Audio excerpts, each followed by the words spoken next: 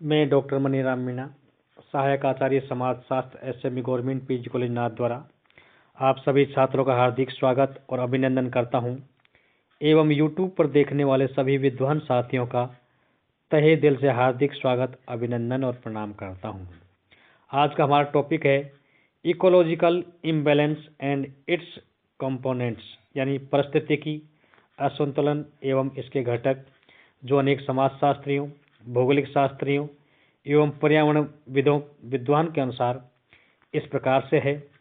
असंतुलन अथवा प्रदूषण का अर्थ उपयोग के अयोग्य से माना जाता है। जो तत्व किसी वस्तु को दूषित करते हैं उन्हें प्रदूषक कहते हैं। यथा गंगा जल शुद्ध होता है, लेकिन उसमें अनेक प्रदूषण जैसे कूड़ा कचरा, गंदा पानी मिल जाता है तो गंगा जल को दूषित बना देता है। उसी भांति हमारे पर्यावरण में भी अनेक प्रदूषण विद्यमान हैं जो उसके विभिन्न घटकों को प्रभावित करते हैं। विश्व में एक प्राकृतिक संतुलन होता है जिसके अंग मनुष्य, प्राणी, वनस्पति, धरती, जल हैं।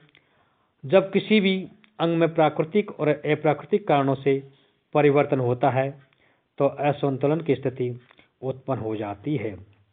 पारिस्थितिकी असंतुलन का कारण पर्यावरण प्रदूषण है, अतः पर्यावरण को समझना भी अति आवश्यक है। इसके लिए पर्यावरण शब्द की उत्पत्ति को जानना अति आवश्यक है। पर्यावरण शब्द की उत्पत्ति इस प्रकार से हुई है। पर्यावरण शब्द की उत्पत्ति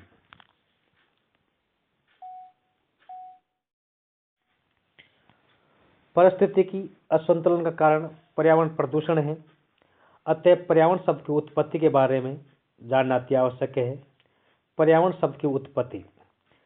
पारिस्थितिकी असंतुलन का कारण प्रदूषण है, अतः पर्यावरण को जानना यहाँ अति आवश्यक हो जाता है। पर्यावरण शब्द की उत्पत्ति परि प्लस आ प्लस ब्रह प्लस ल्यूट से हुई है।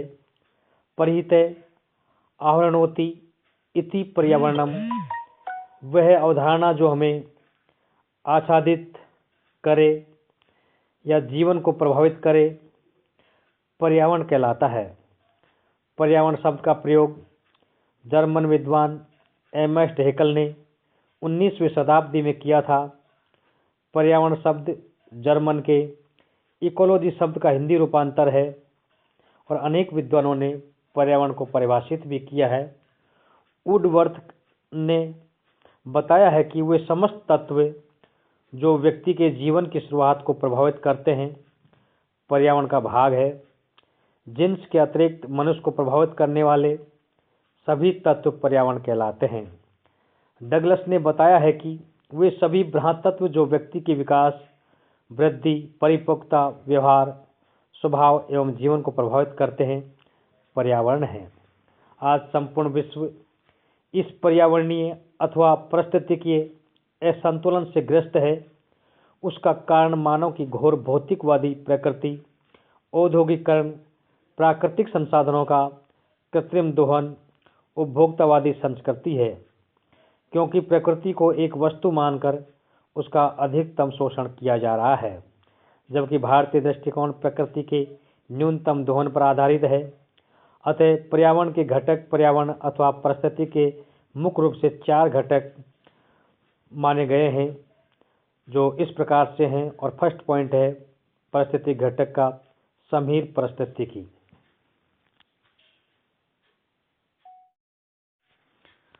पारिस्थितिकी असंतुलन एवं इसके घटक, इसका फर्स्ट पॉइंट है समहीर पारिस्थितिकी यानी एयर इकोलॉजी, जो इस प्रकार से है। वायु हमारे जीवन व स्वास्थ्य के लिए अत्यंत लाभप्रद मानी जाती है। चिकित्सा विज्ञान तक आबोहवा परिवर्तन को महत्व देता है, क्योंकि मात्र वायु से ही असाध्य रोगों का निवारण हो जाता है। हमारे संस्कृत वांग में ऋग्वेद में इसे मरुत देवता कहा और उसकी आराधना की गई है। ओम वाले अभातु बेहदर से सुबह भयो यूनो हदेव प्रणय आयुर्यसी तारिश दे, अर्थात वायु हमें औषध प्रदान करे जो हमारे हृदय में शांति कारक एवं आरोग्य कारक हो और हमारी आयु को बढ़ावे। वैदिक वाङ्मय में पर्यावरण शुद्धि के लिए यज्ञ का विधान बताया है, क्योंकि यज्ञ से निकला हुआ धुआं समस्त ब्रह्मांड के पर्यावरण को शुद्ध कर देता है। न केवल यज्ञ की आहुति बल्कि उसके साथ साथ किए गए मंत्रों के स्वर वायुमंडल में पहुंचते हैं और उनकी स्वर लहरों से अल्ट्रासोनिक व वेव ट्रीटमेंट अर्थात रोगों की चिकित्सा भी संभव होती है। इसलिए भारतीय संस्कृति में जीवन पर्यंत विशुद्ध संस्कार भी यज्ञ के द्वारा ही किए जाते हैं। जो सौर ऊर्जा है, वेदों में वही सूर्य देवता के रूप में है, अतः वायु ही संप्रेषण का एकमात्र शुद्ध साधन है। शुद्ध वायु स्वस्थ जीवन का आधार है। अनेक वैज्ञानिक शोधों के अनुसार एक व्यक्ति दिन भर में औसतन 20,000 बार श्वास लेता है और श्वसन के लिए ऑक्सीजन की आवश्यकता होती है। यह ऑक्सीजन मानव जीवों एवं पेड़ पौधों को वायुमंडल से प्राप्त होती है, जो पर्यावरण का एक महत्वपूर्ण भाग है। शुद्ध वायु में 21% ऑक्सीजन, 78% नाइट्रोजन, 0.03% कार्बन डाइऑक्साइड एवं 0.78% वाष्प जल तथा अन्य गैसें विद्यमान होती हैं। श्वास क्रिया में जीव वायु में से ऑक्सीजन लेते हैं और कार्बन डाइऑक्साइड छोड़ते हैं। हरे पौधे सूर्य के प्रकाश में वायु से कार्बन डाइऑक्साइड लेकर ऑक्सीजन छोड़ते हैं। इससे वायुमंडल में कार्बन डाइऑक्साइड और ऑक्सीजन का संतुलन बना रहता है। किंतु अनेक कारणों से वायु परिस्थिति में असंतुलन भी आ जाता है, जैसे व्यक्तियों द्वारा सार्वजनिक स्थानों पर किया गया धूम्रपान, औद्योगिक केंद्रों, उर्वरक उद्योग, नाइट्रोजन ऑक्साइड, पोटाश के कारण, कार्बन डाइऑक्साइड आदि के कारण वायुमंडल को प्रदूषित करते हैं। शहरों में चलने वाले असंख्य वाहन भी मोनोऑक्साइड, सल्फ्यूरिक एसिड जैसी विषैली गैस व एसिड वायु को प्रदूषित करते हैं। इसके अतिरिक्त युद्ध में हथियारों का प्रयोग, भोपाल गैस कांड, ईरान अफगानिस्तान युद्ध से पहला भयंकर वायु प्रदूषण, अविस्मरणीय दुर्घटनाएं देखने को मिली थी। वायु प्रदूषण से अनिद्रा, आंखों में जलन, त्वचा रोग, मानसिक थकावट, सर्दी जुकाम जैसी बीमारियों में वृद्धि हो जाती है। सेकंड पॉइंट है जल प्रदूषण यानी वाटर पॉल्यूशन। पारिस्थितिकी का दूसरा तत्व है जल। वैदिक वाङ्मय में मानव जीवन के संरक्षण के लिए जल की अनिवार्यता है को महत्वपूर्ण माना गया है कि आपो वे प्राणा यानी इस प्रकार बताया गया कि जल ही जीवन है। ऋग्वेद में कहा गया है कि जल अमृत है, जल में औषधि है, जल की प्रशंसा से उत्साह प्राप्त होता है। ऋग्वेद में प्रार्थना की गई है कि आपो हिष्ठा मयो भुवः तहाने ऊर्जा देता तन्हे, अर्थात हे जल हमें सुख दे, सुख भोग के लिए बड़ा करे तथा दृढ़ करे। ब्रह्मपुराण में गंगा को स्वच्छ रखने के लिए निर्देश दिया गया है कि गंगा में कचरा डालना तो दूर, उसमें दातून करना, स्नान के पश्चात भीगी धोती निचोड़ना आदि पर भी निषेध है। कितना वैज्ञानिक तथ्य है कि भारतवर्ष एक कृषि प्रधान देश है। अच्छे खेत में अनावृष्टि से पर्यावरण नष्ट हो सकता है, वहीं अतिवृष्टि मानव पशु पक्षी जगत को व्यथित कर सकती है। इसलिए वैदिक साहित्य में ये स्पष्ट कहा गया है कि जल की महत्ता सर्वविदित है। पीने, भोजन, मकान आदि के साथ साथ अनेक कल कारखाने, वाष्प इंजन, विद्युत का उत्पादन, वातानुकूलित यंत्रों, दमकलों आदि के लिए जल की प्राथमिक आवश्यकता होती है। जल प्रदूषण भी अनेक प्रकार से उसमें प्रदूषण भी होता है, क्योंकि जल प्रदूषण में नहाने धोने के जो कपड़े हैं या कपड़े धोने या बर्तन साफ करने या अनचाहे स्थानों पर मलमूत्र जो विसर्जित किया जाता है वो सीवरेज नालियों या शुद्ध जल में छोड़ दिया जाता है, जिसके कारण यानी वो जल प्रदूषित हो जाता है। जिसके कारण जल प्रदूषण से अनेक प्रकार के दुष्प्रभाव भी देखने को मिलते हैं, जैसे फ्लोराइड से दांत पीले पड़ जाते हैं, हड्डियां कमज़ोर हो जाती हैं, शीशों से लेड से जिगर तथा गुर्दे खराब हो जाते हैं एवं हीमोग्लोबिन की कमी भी आ जाती है एवं मांसपेशियां कमजोर हो जाती हैं, आंखों से कम दिखाई देना शुरू हो जाता है और कई बार सुनने में भी कठिनाई आती है। अनेक प्रकार की यानी बीमारी या रोग बढ़ जाते हैं। तीसरा पॉइंट है वनस्पति एवं पशु पक्षी पारिस्थितिकी यानी वेजिटेबल एंड एनिमल इकोलॉजी। पारिस्थितिकी का तीसरा घटक वनस्पति है। हमारी संस्कृति में वृक्षों के प्रति अगाध प्रेम रहा है। हरे वृक्षों को काटना अति निकृष्ट कार्य माना गया है। वृक्ष उपयोगिता तो मत्स्य पुराण में इस हद तक वर्णित की गई है कि 10 कुओं के बराबर एक बावड़ी, 10 बावड़ियों के बराबर एक तालाब तथा 10 तालाबों के बराबर एक पुत्र तथा 10 पुत्रों के बराबर एक वृक्ष होता है। आयुर्वेद में पेड़ पौधों को औषधि के रूप में प्रयोग किया जाता है। उनमें जीवन होता है, अतः उन्हें व्यर्थ में नहीं गंवाना चाहिए। ऐसा मनुस्मृति में अनेक उदाहरणों से स्पष्ट हो चुका है, किंतु आज मानवीय हस्तक्षेप ने अनेक महत्वपूर्ण वनस्पतियों को लुप्त कर दिया गया है। करीब 20,000 प्रजातियां आज विभिन्न कारणों से अपने अस्तित्व के संकट से जूझ रही हैं। ये स्थिति पशु पक्षियों में भी देखने को मिलती है। हमारे देश में 45,000 विभिन्न प्रकार की वनस्पतियां पाई जाती हैं।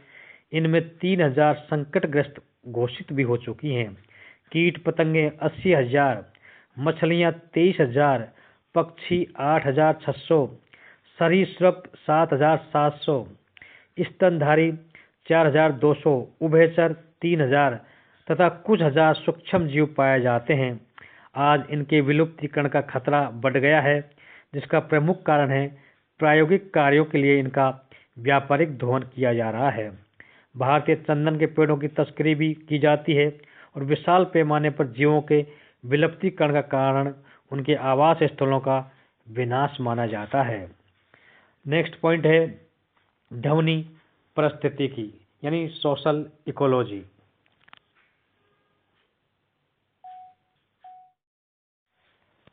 नेक्स्ट पॉइंट है नंबर 4 ध्वनि पारिस्थितिकी यानी साउंड इकोलॉजी।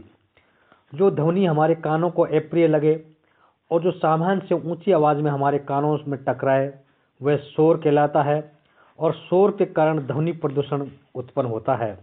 यातायात के साधन, औद्योगिकरण, लाउड स्पीकर आदि से निकली तीव्र ध्वनि के अनेक दुष्परिणाम सामने आते हैं, जिससे बहरापन हो जाता है, दुर्घटनाओं में वृद्धि होती है, अनेक प्रकार की बीमारियां उत्पन्न हो जाती हैं, मनुष्य की योग्यता का ह्रास और गर्भवती महिलाओं व गर्भस्थ शिशु पर उनका विपरीत प्रभाव पड़ता है। इन सब प्रदूषणों के कारण न केवल मनुष्य का जीवन खतरे में पड़ गया है, बल्कि पारिस्थितिकी असंतुलन भी व्याप्त होता जा रहा है। अनियंत्रित शोषण से प्रकृति और पर्यावरण में समरसता समाप्त हो गई है और होती जा रही है और परिणाम स्वरूप पर्यावरण से सभी स्तरों पर की गई छेड़छाड़ से बाढ़, भूकंप, जलवायु में वृद्धि, अम्लीय वर्षा, ओजोन परत में छिद्र, लुप्त होते पेड़ पौधे, वनस्पति व जीव जंतु, प्रदूषित जल, पारिस्थितिक सभ्यता का ह्रास अनेक रूपों में परिलक्षित होता जा रहा है, जो हम देख रहे हैं। लास्ट पॉइंट है सामाजिक पारिस्थितिकी। केवल प्राकृतिक पारिस्थितिकी ही नहीं बल्कि सामाजिक पारिस्थितिकी भी मानवता के लिए अति महत्वपूर्ण है। परिवार, समाज, राज्य सभी का यह सह अस्तित्व मानवता को बनाने में महत्व रखता है, क्योंकि आज हमने आर्थिक वृद्धि को ही आर्थिक विकास का पर्याय मान लिया है। लेकिन आर्थिक वृद्धि भौतिक उत्पादन, राष्ट्रीय प्रति व्यक्ति आय की वृद्धि तक ही सीमित है, जबकि आर्थिक विकास में आर्थिक वृद्धि के साथ साथ प्रकृति में संतुलन बनाए रखने की समझ, संसाधनों की क्षतिपूर्ति की सोच आदि अनेक पहलू सम्मिलित हैं। पारिस्थितिकी असंतुलन के मूल में आर्थिक वृद्धि को ही आर्थिक विकास मानना है। नई औद्योगिक एवं आधुनिक औद्योगिकरण के कारण जीवन स्तर में बदलाव से दैनिक आवश्यकताएं निरंतर बढ़ती जा रही हैं। सुख की असीम चाह की संतुष्टि का भार अंततः प्रकृति पर ही पड़ता जा रहा है। रेडियोधर्मी प्रदूषण को यानी बम परीक्षणों की प्रस्तुति से भी मानव की विकसित बौद्धिक क्षमता का परिणाम है, जो वैदिक दृष्टि से अत्यंत हानिकारक माना जाता है। दूसरी ओर जनसंख्या वृद्धि भी इसके लिए कम जिम्मेदार नहीं है, क्योंकि आज हमारे देश की जनसंख्या यानी 1 अरब से भी ऊपर पहुंच चुकी है, जिससे कि पर्यावरण संकट गहराता जा रहा है। हम आपको अगले वीडियो व्याख्यान में परिस्थिति के संतुलन के लिए किए जाने वाले प्रयासों के बारे में बताने का प्रयास करेंगे। धन्यवाद। थैंक्स।